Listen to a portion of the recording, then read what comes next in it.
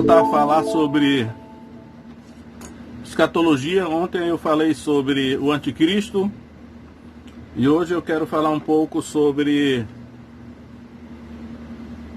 os 4 cavaleiros do Apocalipse.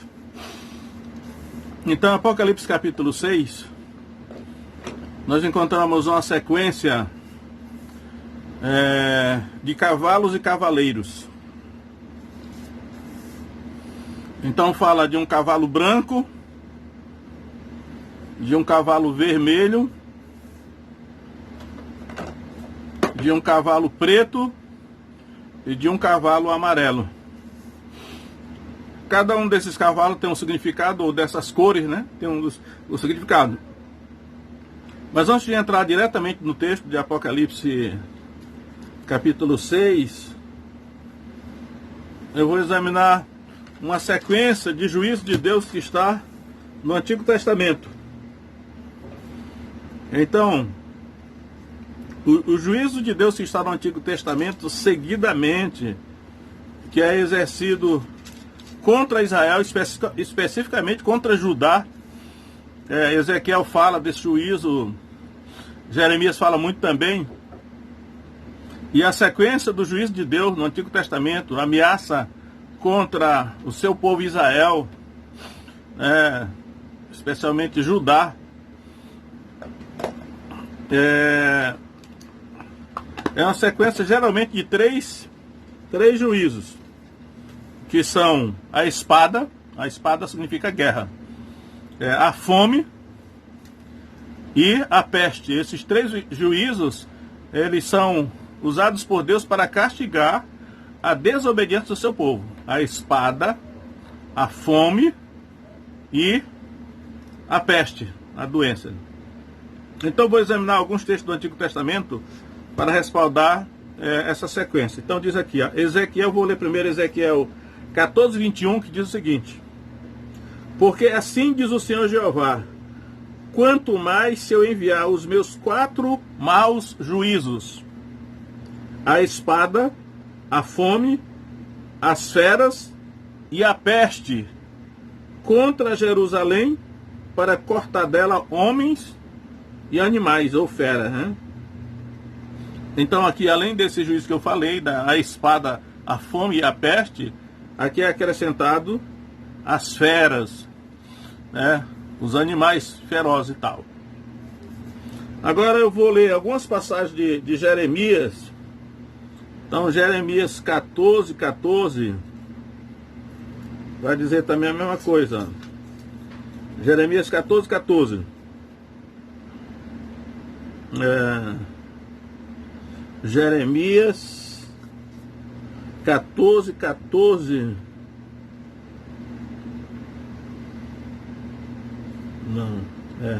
Jeremias 14, 15. Portanto, assim diz o Senhor acerca dos profetas que profetizam no meu nome, sem que eu os tenha mandado, e que dizem, nem espada, nem fome haverá nesta terra. A espada e a fome serão consumidos esses profetas. Então aí, ele fala somente em espada e em fome. Mas, Jeremias 21, 7, isso aqui é a sequência aqui, diz o seguinte, Jeremias 21, 7. Depois disto, diz o Senhor, entregarei Zedequias, rei de Judá, seus servos, o povo, e os que desta cidade restarem, da pestilência, que ele falou, pestilência, da espada e da fome, os 3 juízos, na mão de Nabucodonosor, rei de Babilônia. Então, veja aí esses 3 juízos. Ainda Jeremias 24, 10, que diz o seguinte: e enviarei entre eles a espada, a fome e a peste, até que se consuma de sobre a terra que lhes dei a eles e a seus pais. 24, 10. Jeremias 32, 24. Ele diz o seguinte: eis aqui os valados, já vieram contra a cidade para tomá-la. E a cidade está entregue na mão dos caldeus, que pelejam contra ela pela espada, pela fome e pela pestilência.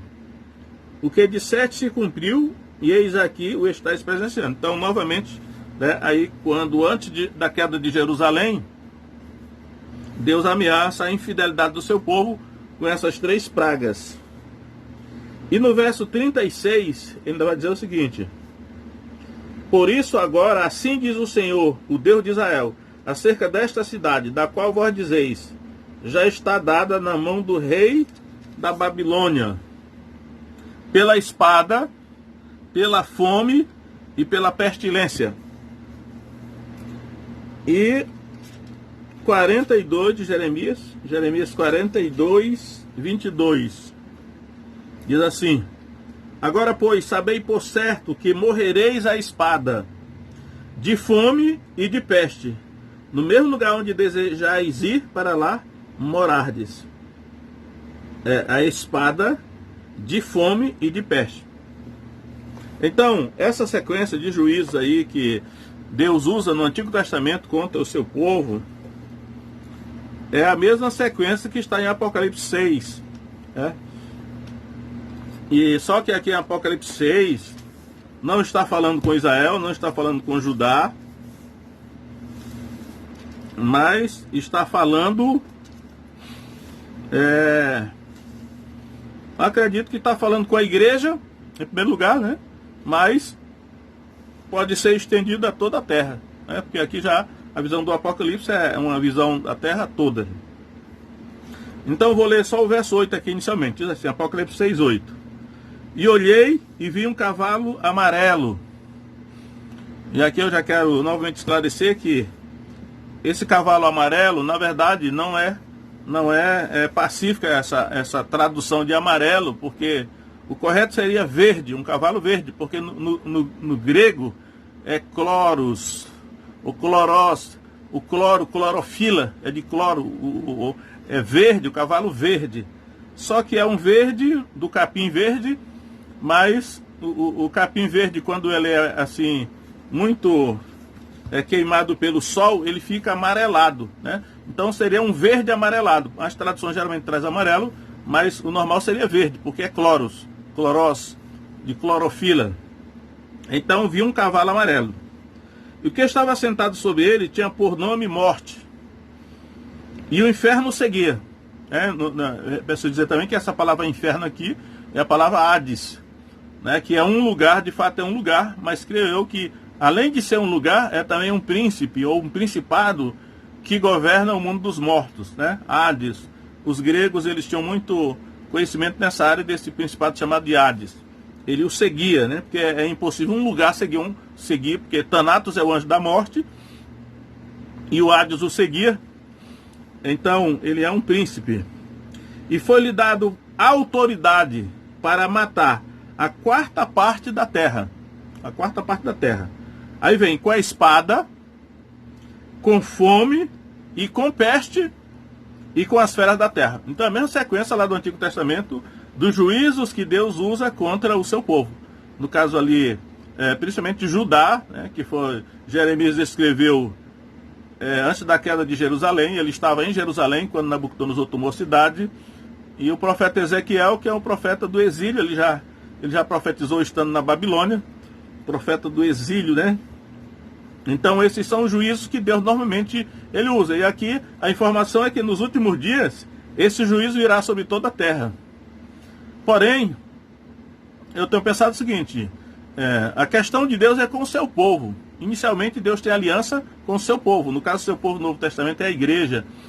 E na medida em que Israel no Antigo Testamento foi infiel a Deus e sofreu esses juízos, o paralelo é que na medida em que a igreja é infiel a Deus no Novo Testamento, ela também sofrerá os mesmos juízos que nós estamos vendo aqui em Apocalipse. Agora, vamos agora olhar para esses 4 cavaleiros, 4 cavalos e 4 cavaleiros. Então, Apocalipse 6, 2, é o primeiro cavalo. E olhei e vi um cavalo branco, e que estava sentado sobre ele tinha um arco, e foi-lhe dado uma coroa, e saiu vitorioso e para vencer, ou vencendo e para vencer. Então vou considerar aqui a questão da cor dos cavalos. Esse cavalo branco, creio que o branco significa paz, ou então a falsa paz, né? Que é uma falsa paz, é uma falsa paz que o anticristo, que é o anticristo, ele virá num cavalo branco para enganar. Sabemos através de Apocalipse 19 que Jesus virá num cavalo branco, né? E ele realmente, Jesus é o príncipe da paz, que é um dos nomes que Isaías usa, Isaías 9,6, para o Messias. E o anticristo, para enganar, ele virá num cavalo branco, ou seja, uma falsa paz. E aí então nós temos que estar atentos, porque nós estamos num cenário que parece-me que está se aproximando desse dia. E nesse sentido aqui eu gostaria de ler essa falsa paz, 1 Tessalonicenses 5,3, que diz assim: assim quando disserem a paz e segurança, então lhe sobrevirá repentina destruição, como as dores de parto, aquela que está grávida, e de modo nenhum escaparão. Então, quando disserem, não diz que haverá, mas quando disserem, alguém estará dizendo. Será a mídia que estará dizendo, a mídia mundial, né, que estará dizendo a paz e segurança. E aí a gente tem que pensar, né? Nós vamos acreditar quando estiverem dizendo a paz e segurança, a mídia, que é controlada muitas vezes pelo sistema do anticristo, já presente no mundo. Nós vamos acreditar quando eles disserem a paz, quando não há paz? Pode ser essa falsa paz que o anticristo irá trazer, né? Representada aí nesse cavalo branco. Existe lá no Antigo Testamento duas passagens, é mais de duas, mas eu vou procurar examinar essas duas aqui, que é Jeremias 6,14, onde ele vai falar uma coisa semelhante a essa, né? Jeremias 6,14, ele diz assim: e curam superficialmente a ferida da filha do meu povo, dizendo, paz, paz, quando não há paz. Então já acontecia no Antigo Testamento, uma falsa paz, né? E aí, em Jeremias 8:11, diz a mesma coisa, Jeremias 8:11. E curam a ferida da filha do meu povo, levianamente, dizendo, paz, paz, quando não há paz. Então, creio eu que esse cavalo branco, né, essa cor branca do anticristo, ela representa essa falsa paz que vai dar início a essa sequência de acontecimentos, não que vai dar início, né, mas eu acho que vai dar início mais assim abertamente. A manifestação do anticristo, ela dará início a um processo que já está em andamento, creio eu, há muito tempo. Então, vamos ver aqui o segundo cavalo e o cavaleiro, né? Vamos ver verso 4, Apocalipse 6,4. E saiu outro cavalo vermelho, e ao que estava sentado sobre ele foi dado que tirasse a paz da terra, e que se matassem uns aos outros, e foi dado uma grande espada. Então a espada aqui já é aquele dos primeiros juízos lá do Antigo Testamento, né? A espada, e esse cavalo é um cavalo vermelho. Eu quero considerar um pouco essa questão do cavalo vermelho, porque eu acredito que cada uma dessas cores tem um significado.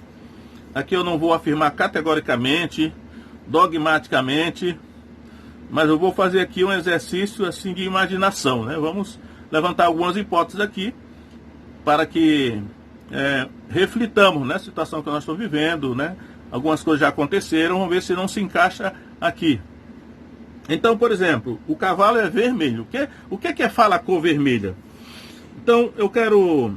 E aí esse cavalo vermelho, o cenário dele é o cenário de guerra, né? Porque ele tem uma espada, né? Foi lhe dado uma grande espada, só uma espada, é uma grande espada.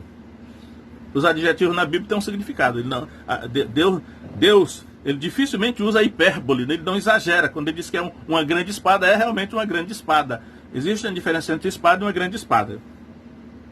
E é um cavalo vermelho. Então quero lembrar um fato que já aconteceu, a Primeira Guerra Mundial. A Primeira Guerra Mundial, é por isso que é chamado, né, não é uma coisa de se desprezar. Já houve muitas guerras, desde que o ser humano existe na Terra, houve muitas guerras. Agora, a Primeira Guerra Mundial, uma guerra do mundo todo, assim chamada Primeira Guerra Mundial, ela deve nos chamar a atenção para o seguinte fato. A Primeira Guerra Mundial foi de 1914 a 1918.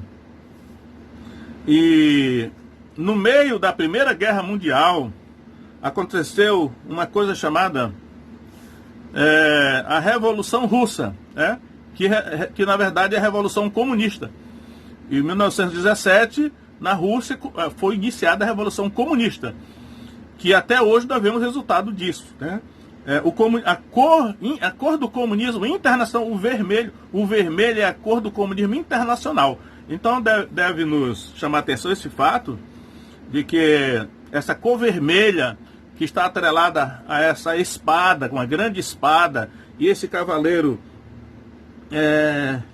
foi dado que tirasse a paz da terra e se matasse uns aos outros. Então vamos aí refletir se a Primeira Guerra Mundial não foi algo que tem a ver com o cumprimento dessa profecia, né? A Primeira Guerra Mundial. A Bíblia ainda fala mais o seguinte, né? Que o grande dragão vermelho, Apocalipse 12, verso 3, João diz assim: vi um outro grande sinal, vi um outro sinal no céu, um grande dragão vermelho. Então, é de chamar a atenção o fato desse grande dragão ser vermelho. E aí nós já sabemos que o Apocalipse diz que o dragão é Satanás, né? É o diabo e Satanás, a antiga serpente, que se chama diabo e Satanás, é esse grande dragão vermelho. Por que o dragão é vermelho? Mais uma vez a cor vermelha está chamando a atenção para isso aí. É claro que Deus está assinando o seguinte, que por trás de todos esses conflitos mundiais, né, a figura do dragão está, Satanás está. E aí, né, essa Revolução Russa de 1917, né, o vermelho sendo a cor internacional do comunismo, e o mundo foi transformado, desde então, eu ouvi muitas vezes essa expressão, uma bipolaridade ideológica. E aí,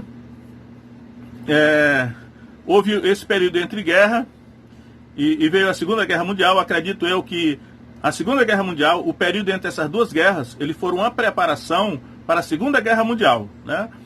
Eles foram se preparando, porque as nações que perderam naturalmente não aceitaram essa humilhação. A Alemanha é um exemplo disso, e ficou se preparando para ir à forra, né? E aí aconteceu a Segunda Guerra Mundial, de chamar a atenção esse fato. É a Segunda Guerra Mundial, a primeira vez que isso acontece, né? É a Primeira Guerra, agora a Segunda Guerra Mundial. Foi de 1939 a 1945. Aí nós vemos essa história do nazismo, né, do Hitler. E aí, veja só, se no meio da Primeira Guerra Mundial, entre 1914 e 1918, surgiu a Revolução Russa, a Revolução Comunista, né, com a agenda de dominação mundial, que não cessou, né, e que tentou, através da União Soviética, né, em 1989, caiu o Muro de Berlim. Alguns ingênuos disseram, acabou-se o comunismo. Isso não é verdade, né, ou mudou de estratégia. E aí, houve a Guerra Fria, depois da Segunda Guerra Mundial, né, o comunismo vermelho sempre se espalhando, e hoje nós estamos vendo aqui o grande dragão vermelho. Eu sempre perguntei, por que o simbolismo da China é um dragão, né? Sempre que você vê da China, o simbolismo é um dragão, está na cultura chinesa. Não sabemos, eu pelo menos não sei quando foi que o dragão entrou na cultura chinesa como um símbolo da cultura chinesa, mas o grande dragão aí, parece que Deus está nos mostrando algo. E nós estamos vendo hoje que o epicentro do sistema comunista mundial é a China. Hoje é a China, está quase dominando o mundo, né? Através das suas alianças, inclusive com a Rússia, com o Irã e com a Turquia, e todos esses países aí que estão dentro do projeto profético que a Bíblia revela. São os simbolismos, levantando essas lebres aí, né? Embora não possamos afirmar com certeza. Então, esse segundo cavalo, que é um cavalo vermelho, ele pode estar nos dando várias dicas nesse sentido. Aí a minha questão é o seguinte, que é uma questão que eu sei que é desagradável, mas a gente tem que falar o que está na Bíblia, né? O holocausto judeu que aconteceu no meio da Primeira Guerra Mundial, no meio da Segunda Guerra Mundial, o holocausto judeu, as mãos do nazista, né, dos nazistas, do nazismo, onde 6 milhões de judeus foram mortos, né, assassinados e tal. Eu sempre me pergunto assim, por que o nome desse movimento, o nome desse fato chamou-se Holocausto, que é um termo bíblico, um termo de culto da Bíblia, né? Um holocausto é um sacrifício queimado. Que tipo de sacrifício foi esse que foi feito através dos judeus como sendo o povo que foi sacrificado, né? Que foi oferecido em holocausto a quem? E aí nós estamos aqui na iminência, eu quero dizer, eu não quero ser o profeta do caos, né? Mas também não quero ser ingênuo, eu quero trabalhar com fatos e com análises. E nós podemos estar à beira da Terceira Guerra Mundial, né? Eu digo, se o Holocausto judeu foi no meio da Segunda Guerra Mundial, será que o Holocausto cristão será no meio da Terceira Guerra Mundial? Pois é isso que esse versículo de Apocalipse 6 pode estar apontando para isso, né? Que a Terceira Guerra Mundial pode estar às portas, e se isso for verdade mesmo, estou levantando hipótese somente, e se realmente nós estivermos às portas da Terceira Guerra Mundial, o Holocausto cristão não será no meio da Terceira Guerra Mundial? É o que eu pergunto, né? Olhando aqui para esses textos. E aí, pela minha ótica aqui, observando, acompanhando o noticiário e tal, é possível que a Terceira Guerra Mundial já começou, né? Durante grande parte da minha vida eu fui militar, estudei em escolas militares, academia militar e tudo mais. E nós estudávamos muito sobre guerra. E uma das coisas que nós estudávamos é isso, olha. Existe a guerra convencional, né? Essa guerra convencional, com as armas convencionais, mas existe também a guerra biológica, bacteriológica, né? E naturalmente que as nações, elas se prepararam para usar um tipo de guerra, um tipo de armamento que não fosse fácil de ser detectado. Então é possível, inclusive, que nós estejamos já no meio da Terceira Guerra Mundial. Só que é uma guerra que começou biologicamente, né? Sabemos que foram usados guerra química como gás mostarda, gás não sei o que, tantos gases já foram usados aí, mas tem esse aspecto aqui de guerra biológica, né? E nós temos que pensar e raciocinar como estrategistas militares, porque nós somos estrategistas espirituais, ver o que está acontecendo no mundo, né? O que o diabo está fazendo no mundo. É claro que Deus está no controle, mas Satanás está por trás dessas coisas. Então, o ponto que nos interessa aqui é esse, é que tem alguma lógica de que, já que o Holocausto nazista aconteceu no meio da Segunda Guerra Mundial, o Holocausto cristão acontecerá no meio da Terceira Guerra Mundial? Para mim tem uma certa lógica, né? E não adianta se iludir, né? Como diz assim, se Deus não poupou os judeus, poupará os cristãos? É bom refletir nisso. Aliás, é exatamente isso que Paulo diz em Romanos capítulo 9, 10 e 11, diz assim: se Deus não poupou aqueles que são ramos naturais, que são os judeus, não poupará também a ti, que nós como igreja gentil, que fomos enxertados na verdadeira oliveira que é Israel. Então, se esse for o caso, devemos nos preparar, né? Não devemos ter medo, porque toda vez a Bíblia diz para não ter mais, né? Não é para ter medo, mas é para saber o terreno em que nós estamos pisando. E não ficar nos iludindo com coisas que muita gente está falando, que a pessoa olha até certo ponto, mas não olha para o cenário espiritual, que é invisível aos olhos humanos. Nós só sabemos porque a Escritura revela. Então, aí está esse segundo cavalo vermelho, pode apontar para isso. E vem aqui o terceiro cavalo, assim. Havendo aberto o terceiro selo, ouvi dizer ao terceiro animal: vem. E olhei, eis um cavalo preto, o cavalo preto. E o que sobre ele estava assentado tinha uma balança na mão. E aí ele vai dizer: uma medida de trigo por 1 denário e 3 medidas de cevada por 1 denário. O que significa que é fome, né? Dando aqueles 3 juízos lá do Antigo Testamento, eventualmente 4, mas a espada é guerra. E a fome, né, pode ser assim. A fome pode ser consequência da guerra. né? Uma nação que entra em guerra, gasta todas as suas economias, se desgasta demais, e a próxima consequência é a fome. Por isso que está aparecendo aqui uma sequência, esse cavalo preto, que vem montado aí por um cavaleiro, é a fome. Né? O Antigo Testamento fala muito sobre fome, mas aqui é uma fome de âmbito mundial, né? Que pode ser uma consequência exatamente da guerra.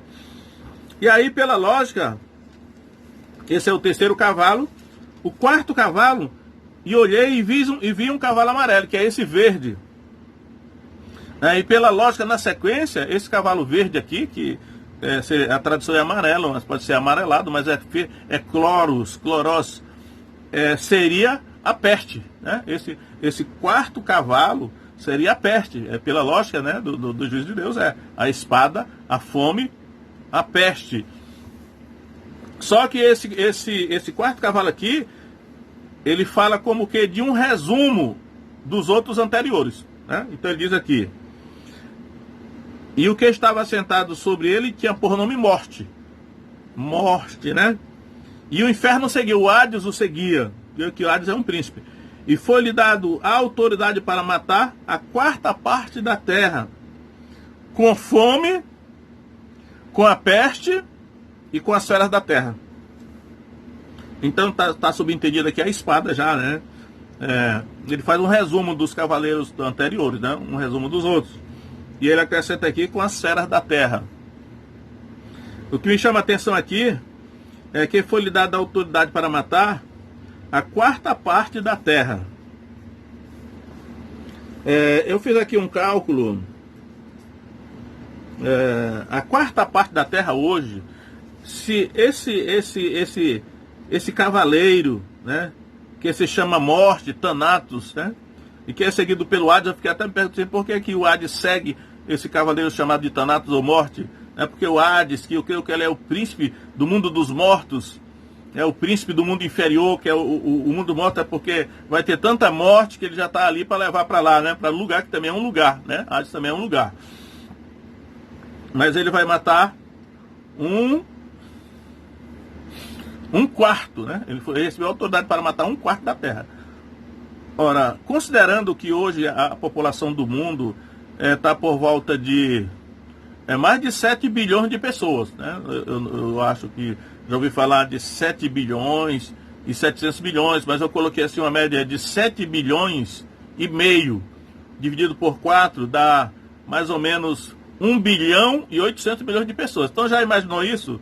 Se esse cavaleiro, ele vai matar 1 bilhão e 800 milhões de pessoas, a tragédia que não será, ele está dizendo aí, os instrumentos que ele vai usar vai ser a espada, ou seja, a guerra. Ele vai usar a fome e vai usar a peste.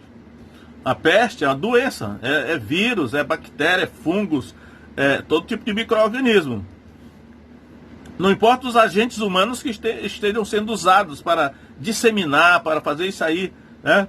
Mas os poderes espirituais que estão atuando por trás que estão na origem disso aí. Os seres humanos são apenas fantoches de marionete na mão desses poderes, né? Satanás, que é o dragão, está por trás disso aí. Então, se esse for o caso, nós devemos saber e não nos iludir que isso realmente vai acontecer. Não temos certeza se será exatamente agora. Será que é agora? Não sei, pode ser que seja o início das dores, né? Jesus falou em Mateus 24, o início das dores, né? Então virá o fim, né? Ele falou ainda não é o fim, mas é o início das dores e tal. Mas hoje eu quero me ater aqui. Então, fica aí algumas reflexões. E o lado positivo é o seguinte: apesar de todas essas desgraças que estão aí sendo anunciadas, aqui está na Escritura, a palavra de Deus diz para os cristãos o seguinte: Jesus disse assim: quando essas coisas começarem a acontecer, erguei as vossas cabeças, porque a vossa redenção se aproxima. Algumas versões têm assim: exultai e erguei as vossas cabeças, porque a vossa redenção se aproxima. Outras traduções não tem exultai, mas tem só assim: erguei as vossas cabeças, porque a vossa redenção se aproxima. Então, a nossa redenção significa a transformação do nosso corpo mortal num corpo imortal. A vinda de Jesus fará isso. Ou seja, significa que a vinda de Jesus está próxima. Não acredito que será a próxima coisa no calendário profético, ainda vai ter muitas coisas para acontecer, mas o certo é que está perto, né? Isso deve nos alegrar, mas também nos preparar para enfrentar esses tempos.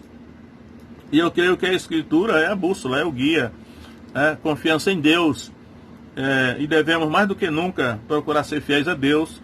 Estamos aliançados com Deus, com Jesus, o Messias, e Ele é poderoso para nos guardar no meio de tudo isso aí, né?